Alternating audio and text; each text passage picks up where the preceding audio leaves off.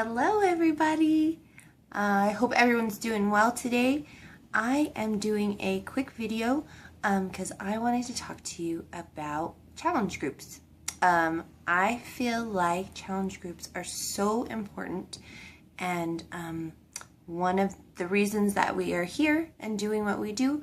So I just wanted to chat a bit about the things that I do in my challenge groups and the reasons I think they're so important, and maybe some tips to help you have some rockin' challenge groups. So first of all, just thinking about why we offer challenge groups. They're basically the reason, or one of the reasons, that we're here, so that our customers and clients can have a group of people to support them, including their coach, to help them get through their program in a successful way, with support, with tips, with advice, with recipes. There are so many things that you can post in that challenge group to help them succeed. So they are such a great tool for us and for our clients. So number one, it gives them support of you, of your peers. If you want to put your coaches or team members in your challenge group, I have my coaches in with me. Even if they are running their own, they are in mine as well, just so they can get ideas for theirs, or just to offer support and kind of hop in when they want to. We also can kind of cover for each other if we have life happening, since we all have life that happens. So the challenge group gives support. It also makes the program fun. It makes the fitness fun. It makes the meal planning fun. It just makes things more attractive. I mean, it makes you want to do it if you're having fun. So there's that. It also creates community. So the people that are in those challenge groups are going to become friends with each other, and they're going to offer each other advice. They're going to form relationships without you, which is great because it's such a wonderful way to form community. I think, in the times that we live, we are lacking a bit in the idea of community, because we don't necessarily know our neighbors. We don't necessarily hang out with the people down the street. We're functioning in an online world, and so this creates a place where they can form community, and it's safe, and mostly like-minded people are there. So it does that. It also gives you, as a coach, something to invite people to. Those vital behaviors, one of them's invite. And if you don't have something to invite someone to, then it's hard to do the inviting. So, you always have something to invite people to. You can say, I'm running a challenge group starting next month.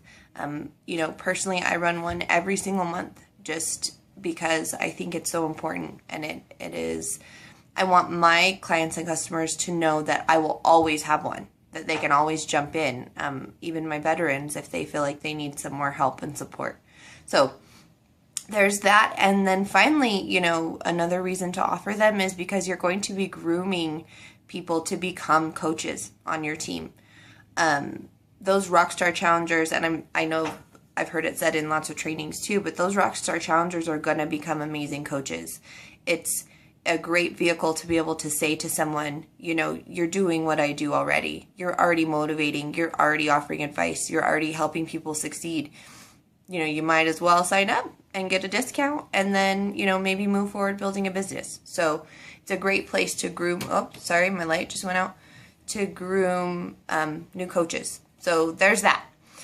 So moving on to the kinds of challenge groups. I mean, obviously, we can run challenge groups for the Beachbody programs, and there are tools in your online office as well to give you ideas of how to do that and what to post. Of course, there's ideas in our team as well. I have done, and I'm currently doing, my Beachbody challenge group as being free for everybody, even people that have not purchased a product. I have also done it the other way, and sorry, I keep bumping my camera, and run it for people who have only bought product from me. So this is the first month I've done it in a free way, so we'll see how that works.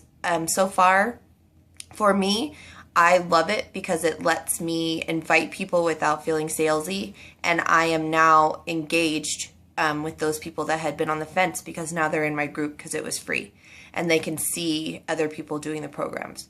So, just for an example, I have, I think, 68 people in my challenge group for November. A lot of them are veterans. A lot of them are new people. A lot of them are people that haven't purchased anything yet. So my challenge group is rocking, and it's so great. But I also understand the idea of running it just for customers who've purchased a product, because that also gives them that incentive to purchase. So I think it's totally up to you and what you want to do. So there's those challenge groups. There's also the free challenge groups, which you see, Allison posts in our calendar and stuff. We have clean eating challenge groups. We have fitness challenge groups that are free. They're usually like 5 days, maybe 7 days. We're currently running a budget challenge group. I have run personally a group for couponing. Like, I'm good at couponing. I like to coupon, so I did a group and added people to teach them how to do that. I had 100 people in that group that wanted to just be engaged with that. So gave me another reason to chat and to build relationships and to offer them value into their lives. So I love free challenge groups. Love it. So when you're thinking of a free challenge group, you can think of what you're good at. Like, sit down and make a list of the things that you like to do, the things you're good at. Is it couponing? Is it budgeting? Is it motivating people to drink their water? Is it running? Like, do you want to start a running challenge group? Is it organization? Is it, household maintenance? Is it organizing a kitchen? Is it cooking? There's so many things. Just sit down and think about the things that you feel like you could teach to people. And then run a group, and you'll be amazed at the amount of people. When I ran my coupon one, I thought maybe I'd have 15, 20 people. But as soon as I put it out there and started inviting, it just exploded. And it was great because I gave them value for free, and they still comment and talk to me about how they're using their coupons. So it was awesome.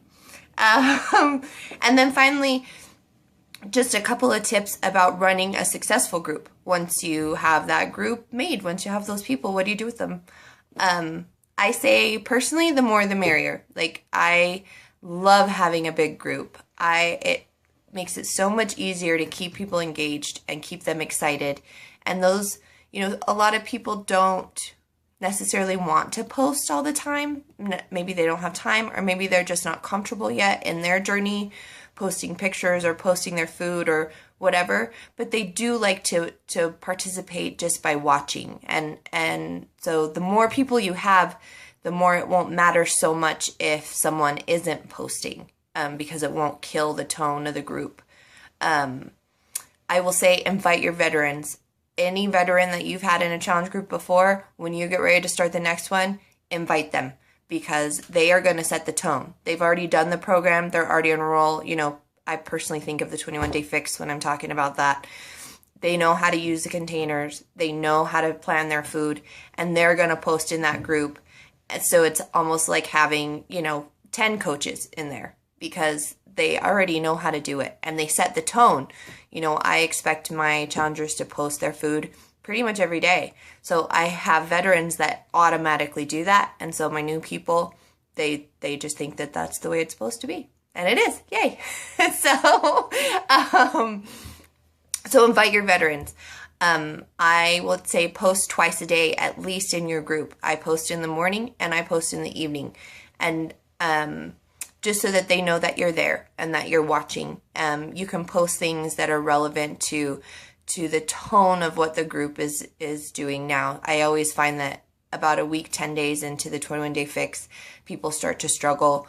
They want to cheat. They want to, go have an extra donut or whatever. And so I kind of set the tone at those times to saying, that they need to get their best results, that they're worth doing the work, those kinds of things. And other times they're totally rocking and on a roll. And so the tone of those posts can be, man, you guys are awesome. Here's some more tips, or here's a fun recipe, or, whatever. So post twice a day for sure, just so that they know you're there.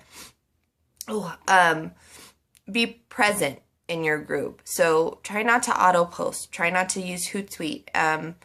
I can see using Hootsuite for like a free challenge group that is kind of the same every time, like a couponing group. If I were to run another one, I would use Hootsuite and set up some auto posts because I know, I am teaching them a whole lot of content. And so that's kind of a regular thing that I could use Hootsuite for.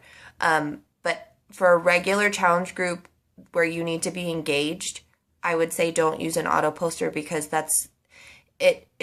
it's not there to see the tone of what's happening and to be able to engage with what's currently going on in your group. So that's what I would say for that. Respond to every post. Don't just click like on everything they say or do. Comment on every single post because they took the time to post in your group. So take 2 seconds and just write a response, just a quick comment. If they post a picture of their lunch, comment and say, wow, that looks great. Or you can even say, maybe you should have a purple container in with that meal. Or, if they post a list of what they ate for the day, look at their containers and see how they did. And, sometimes I'll say you might want to fit in a couple more greens or, try to eat blah, blah, blah. Like just comment. If they post that they worked out, tell them great job because you want them to continue to post and be part of the group. So you need to respond and not just click like you really need to comment and be in there with them. My last tip would be just to run some mini challenges. I run one every week. It usually lasts about a day. Like this week I ran a sweaty selfie challenge in my group. So they have to post a sweaty selfie. Everyone that posts one, I put them I give them numbers on a piece of notebook paper. They don't know. And then I do like a random number generator and that decides who the winner is and they win.